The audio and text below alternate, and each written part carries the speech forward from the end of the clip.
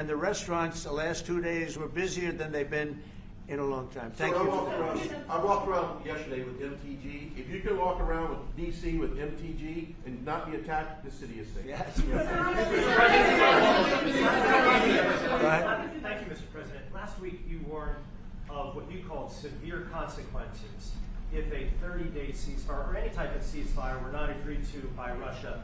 Will there be severe consequences? Does that change because of I don't think you need a ceasefire. You know, if you look at the 6 deals that I settled this year, they were all at war. I didn't do any ceasefires. And I know that it might be good to have, but I can also understand strategically why, well, you know, one country or the other wouldn't want it. You have a ceasefire and they rebuild and rebuild and rebuild, and, you know, maybe they don't want that. But if you look at the 6 deals that we made peace and you know, long-term, long-running wars, I didn't do any ceasefires. Would I like the concept. You know, I like the concept of a ceasefire for one reason, because you'd stop killing people immediately, as opposed to in 2 weeks or 1 week or whatever it takes. But we can work a deal where we're working on a peace deal while they're fighting. They have to fight. I wish they could stop. I'd like them to stop. But strategically, that could be a disadvantage for one side or the other. But all of these deals I made without even the mention of the words ceasefire.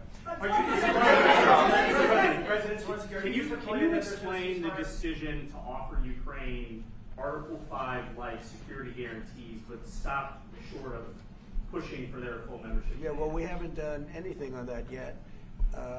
If you look back and you go back long before President Putin, it was always a statement that they would never allow Ukraine into NATO. So that was a statement that was made, but we haven't discussed any of that yet. We're going to be discussing it today. But we will give them very good protection, very good security. That's part of it. And the people that are waiting for us, they are, I think they're very like-minded. They want to help out also.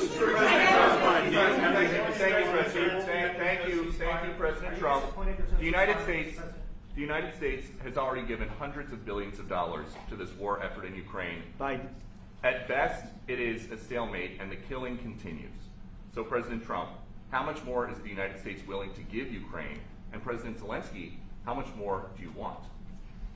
Well, I'll start off just by saying we're not giving anything now. We're selling weapons. This is something before, I guess the number is well over $300 billion. That was under Joe Biden, a corrupt politician, not a smart man, never was. By the way, go back 40 years, he was not a smart man 40 years ago either, but now he's in particular bad. This was done by a corrupt administration that shouldn't have been in, and frankly, if the right results of the election were given, if I were president, this war would have never taken place, and he would have been very happy, because he would have liked to have seen, I mean, they went through hell. He went through hell.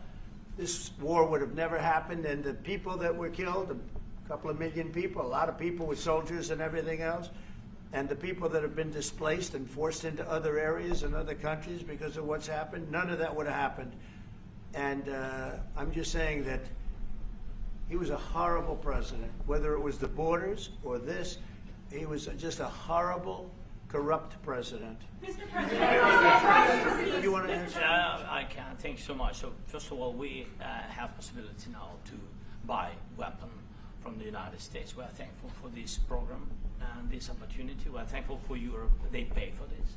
And through NATO program, for example, Pearl and etc., we have some programs where we can have some money to finance this. And this is a part, I think, it's not a part for the war and to defend us. It also will be a part for security guarantees, to strengthen our army, to rearm Ukrainian army. This is very, very important. And it depends how much money we need to rearm. For example, the question of air defense, we spoke about it with President Trump, and I'm happy that we have now bilateral decisions and we work on it with production, American production. Nobody in Europe has so many air defense like Patriots, for example. We need it very much, and this is also about defending. And I think, you know, I think the good news, we make the best military equipment in the world by far. You mentioned the Patriots. How good are they? Systems. We have systems, they're literally 100% foolproof. And it's really like shooting 2 bullets you know, 2 bullets hitting each other in the air in a space like this. The chance is 100%. It's 99 to 100%. So we sell the equipment to NATO, and NATO does what, I don't know what the arrangement is that you have with, but I know that they want you to have that equipment. And we're getting the best equipment in the world, but they pay us for the equipment. Under Biden, it was just crazy what was going on. I believe the number is over 300. I think it could be $350 billion worth of equipment and money and everything else. And we've made more progress in settling this war in the last 2 months than they made in 4 years. This should have been settled a long time ago, but it should have never happened. Yeah, please. You pushed out on social media. All right, Brian, go first. You pushed out on social media about doing away with mail-in ballots and potentially electronic voting machines. Can you explain on that? How? Well, I will. That's a very off-topic, just really quickly. Mail-in ballots are corrupt. Mail-in ballots, you can never have a real democracy with mail-in ballots.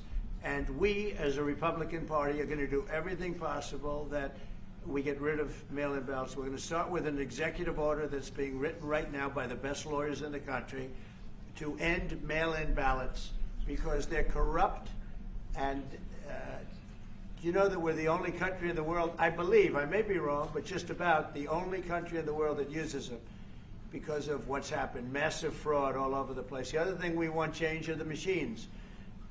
For all of the money they spend, it's approximately 10 times more expensive than paper ballots. And paper ballots are very sophisticated with the watermark paper and everything else.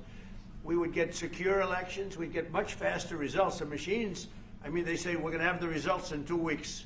With paper ballots, you have the results that night. Most people, but most people, many countries use paper ballots. It's the most secure form. So between paper ballots, very, very important, paper ballots, and I think maybe even more important, the mail-in voting. We're going to end mail-in voting. It's a fraud. If you have mail-in vote, even Jimmy Carter with this commission, they set it up. He said the one thing about mail-in voting, you will never have an honest election if you have mail-in. And it's time that the Republicans get tough and stop it because the Democrats want it. It's the only way they can get elected. Because with men and women's sports and with transgender for everybody and open borders and all of the horrible things, and now the new thing is they love crime. They're fighting me on the fact that I've made Washington, D.C. safe. We're not going to get mugged, beaten up, or killed like all the people you've been watching get so badly hurt. I'm glad, I hate to take your time with this, but I'm glad you asked me that question. We're going to stop mail-in ballots because it's corrupt. You know, when you go to a voting booth and you do it the right way and you go to a state that runs it properly, you go in, they even ask me, they asked me for my license plate, for identify. I said, I don't know if I have it. He said, sir, you have to have it. I was very impressed, actually. But it's very hard to cheat with mail-in voting. As you know what happens in California, it's so corrupt, where some people get 5, 6, 7 ballots delivered to them. Now, we got to stop mail-in voting, and the Republicans have to lead the charge. The Democrats want it because they have horrible policy. If you have mail-in voting, you're not going to have many Democrats get elected. That's bigger than anything having to do with redistricting, believe me. And the Republicans have to get smart. We're not going to have a country. I said for a long time at rallies, you need borders and you need free and fair elections. Those two things, otherwise you don't have. We have strong borders now. In 90 days, Mr. President, we didn't have 0 in 3 months. Not one person came in illegally into our country. In fact, even I find that hard to believe, but it's run by a little bit of a liberal group that put out the numbers, so I guess it's, but 0, 0, and 0. You go back a year ago, 2 years ago, 3 millions of people poured into our country. It was terrible. Thank you very much. What guarantees do you need from President Trump to be able to make a deal? Is it American troops, intelligence, equipment? What is it? Everything. And really, it includes 2 parts. First, strong Ukrainian army. That's what I began to discuss with your colleagues. And it's a lot about weapon and people and training missions and intelligence. And second, we will discuss with our partners. It depends on the big countries, on the United States, on a lot of our friends. Mr. President, are you willing to commit American troops to that NATO-like protection in order to get President Zelensky to a deal today? Well, I don't know if you define it that way, but NATO-like, I mean, we have people waiting in another room right now. They're all here from Europe, biggest people in Europe, and they want to give protection. They feel very strongly about it, and we'll help them out with that. I think it's very important. I think it's very important to get the deal done. You've been involved to the peacekeeping in Ukraine since your first day in the administration.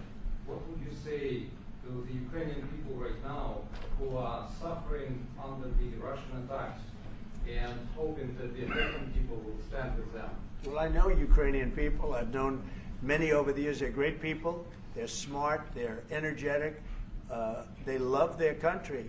I mean, they love their country, and we want to get this war ended. That's all I can do. I love the Ukrainian people, but I love all people. I love the Russian people. I love them all. I want to get the war stopped. Very important. Mr. President, was there any aspect of your discussion with Vladimir Putin that left you disappointed?